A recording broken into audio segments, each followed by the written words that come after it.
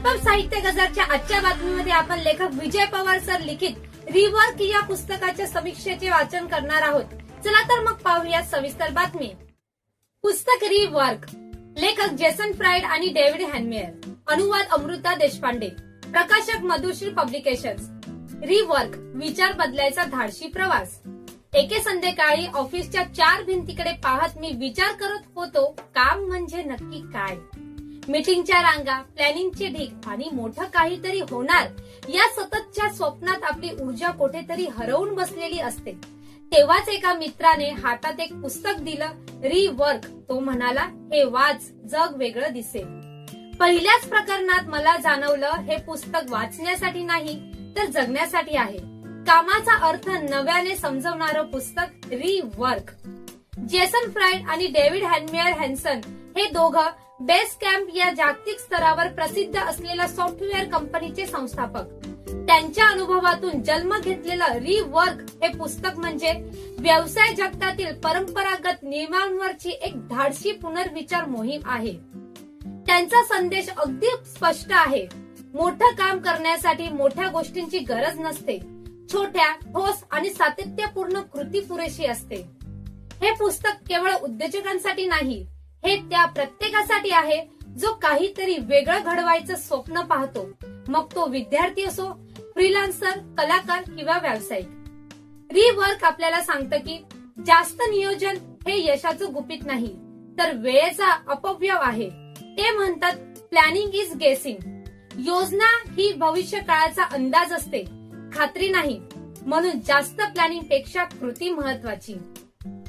पुस्तकात अनेक ठिकाणी लेखकांनी एकदम धक्कादायक पण वास्तववादी गोष्टी मांडल्या आहेत। मीटिंग्स आर टॉक्सिक, म्हणजे मीटिंग्स काम कमी आणि गोंधळ जास्त निर्माण करतात।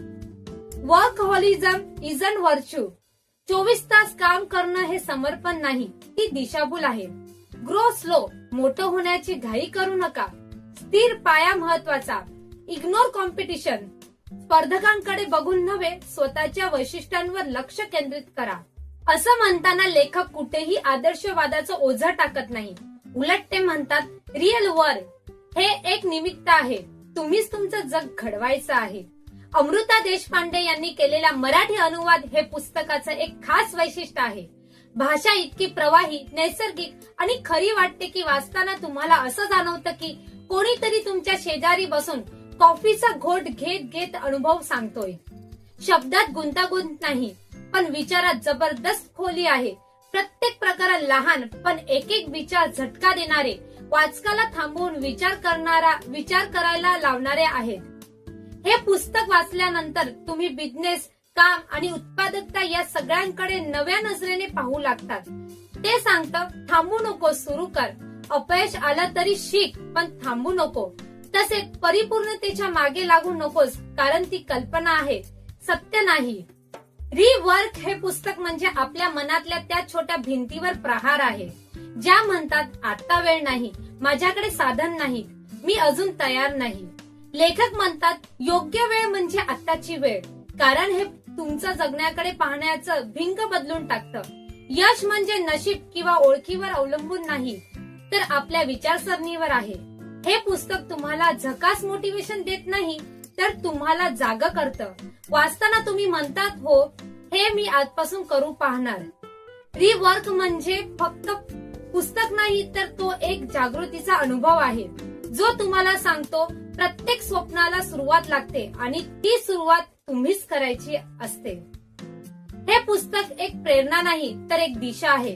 ती दिशा आहे साधेपणाची, कृतीची आणि स्वतःवर विश्वास ठेवण्याची।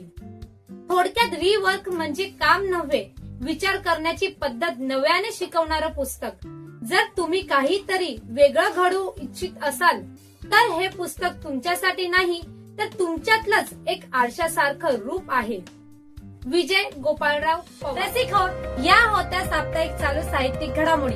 चला तर मग भेटूया अशाच चालू साहित्यिक घडामोडीचा आढावा घेऊन पुढच्या भागात। तोपर्यंत लिहिते वा, बदल घडवा।